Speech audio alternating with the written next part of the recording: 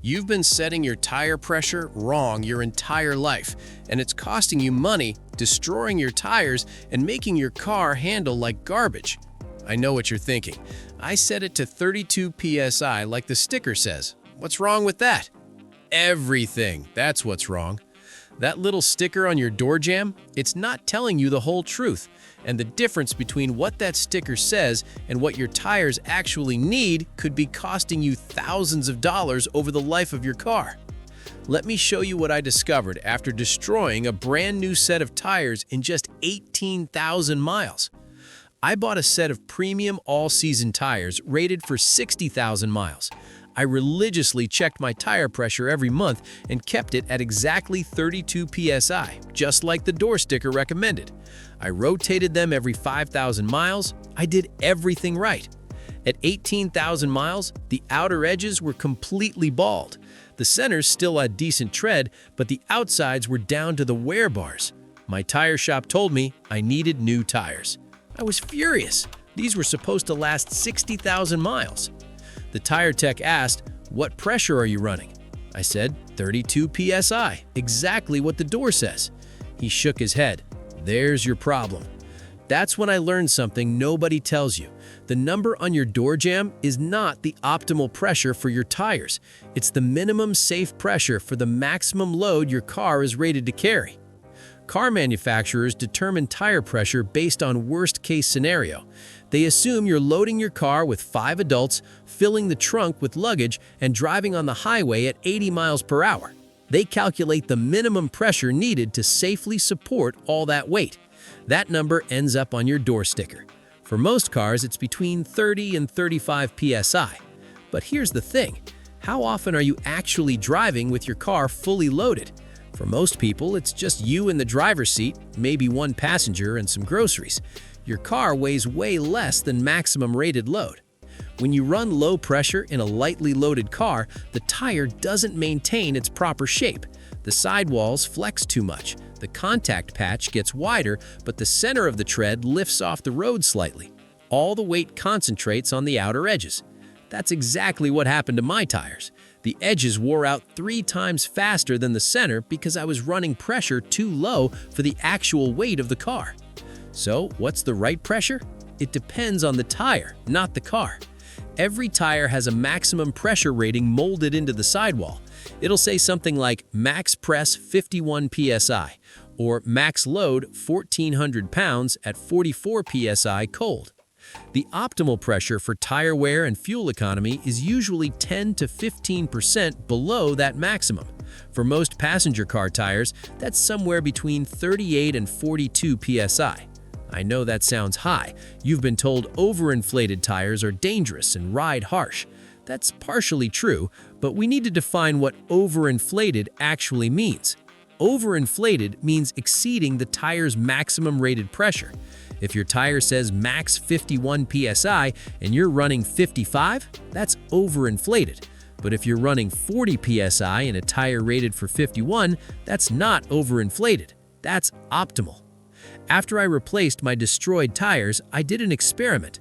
I inflated the new set to 40 PSI instead of 32. I've been running them for 35,000 miles now. They're wearing perfectly even across the entire width. At this rate, they'll easily make it to 70,000 miles. But it gets better. My fuel economy improved too. At 32 PSI, I was averaging 26.4 miles per gallon. At 40 PSI, I'm now averaging 28.1 miles per gallon. That's a 6.4% improvement. Over 15,000 miles per year at $3.50 per gallon, that's saving me about $130 annually in fuel. Plus, I'm getting an extra 10,000 to 15,000 miles out of my tires, saving another $150 per year. By running proper pressure, I'm saving almost $300 per year, and my car handles better too. Higher pressure makes the tire stiffer, which improves turn-in response and reduces body roll. The car feels more planted and predictable. Some people complain higher pressure makes the ride harsher, and that's true on rough pavement, but on smooth roads, I barely notice a difference. Now, before you pump your tires to 50 PSI, let me give you important caveats. First, don't exceed the tire's maximum rated pressure. That number exists for a reason. Going over can cause a blowout, especially when tires heat up from driving. Second, different conditions require different pressures. If you're loading your car heavily with passengers and cargo, increase pressure closer to what the door sticker says or slightly higher. More weight needs more pressure. Third, check pressure when tires are cold. Tire pressure increases as tires heat up from driving. Always check first thing in the morning before driving. Fourth, performance cars are different. Sports cars with staggered tire sizes usually have well-dialed-in pressures. You might benefit from slightly higher, but don't go crazy. Fifth, winter changes everything. Cold weather causes pressure to drop. For every 10-degree temperature decrease, you lose about 1 PSI. Check more frequently when seasons change. Now let me address the biggest myth. People think the TPMS warning light tells you when pressure is wrong. It doesn't. The TPMS only triggers when pressure drops 25% below recommended. If your door sticker says 32 PSI, the TPMS won't light until you hit about 24 PSI. That's dangerously low. By the time that light illuminates, you've been destroying your tires for weeks. The TPMS is an emergency warning, not a maintenance tool. You need to manually check tire pressure monthly with an accurate gauge. Those pencil-style gas station gauges are garbage. Spend $15 on a good digital gauge. Here's my recommendation for finding your optimal pressure. Start with the door jamb number and add 6 PSI. If your door says 32, try 38. Drive for a few weeks, check for even wear across the tread. If centers wear faster than edges, drop 2 PSI. If edges wear faster, add 2 PSI. Most people will land between 36 and 42 PSI for optimal wear and efficiency. Track your fuel economy too. Higher pressure almost always improves MPG.